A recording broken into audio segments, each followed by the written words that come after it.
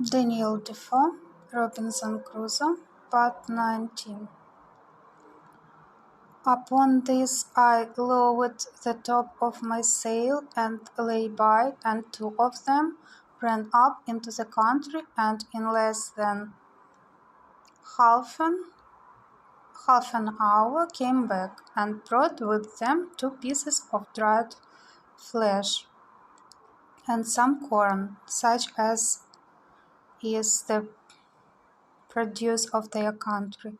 But we neither knew what the one or the other was.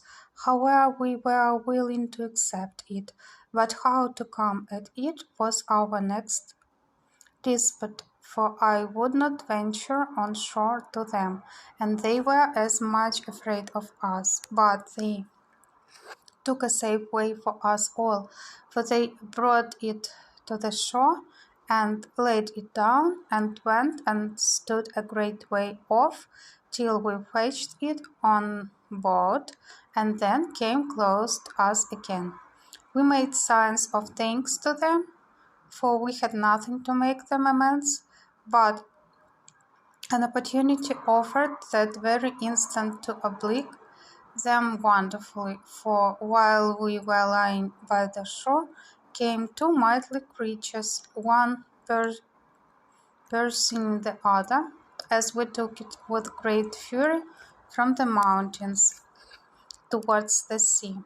Whether it was the male pursuing the female, or whether they were in sport or in a rage, we could not tell, any more than we could tell whether it was usual or strange, but I believe it was the latter, because in the first place those ravenous creatures seldom appear but in the night, and in the second place we found the people terribly frightened, especially the women.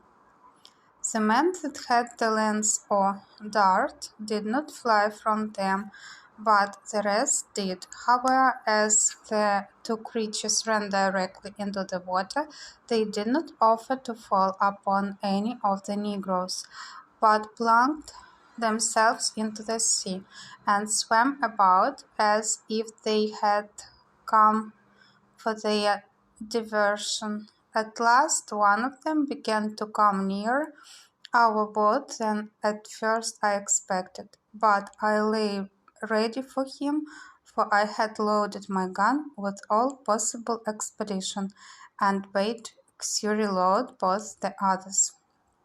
As soon as he came fairly within my reach, I fired and shot him directly in the head. Immediately he sank down into the water, but rose instantly and plunged up and down as if he were struggling for life.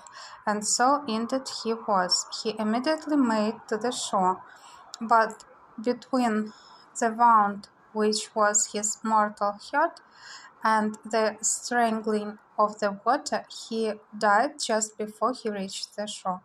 It is impossible to express the astonishment of these poor creatures at the noise and fire of my gun.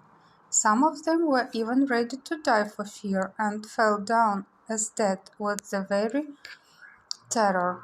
But when they saw the creature dead and sunk in the water, and that I made signs to them to come to the shore, they took heart and came and began to search for the creature. I found him by his blood staining the water, and by the help of a rope which I slung round him and gave the negroes to haul, they dragged him on shore, and found that it was a most curious leopard, spotted and fine to an admirable degree, and the negroes held up their hands with admiration to think what it was I had killed him with.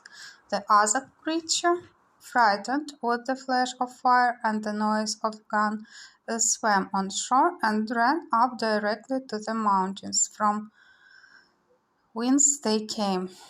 And nor could I at that distance know what it was. I found quickly the Negroes wished to eat the flesh of his creature, so I was willing to have them take it as a favor from me, which, when I made signs to them that they might take him, they were very thankful for.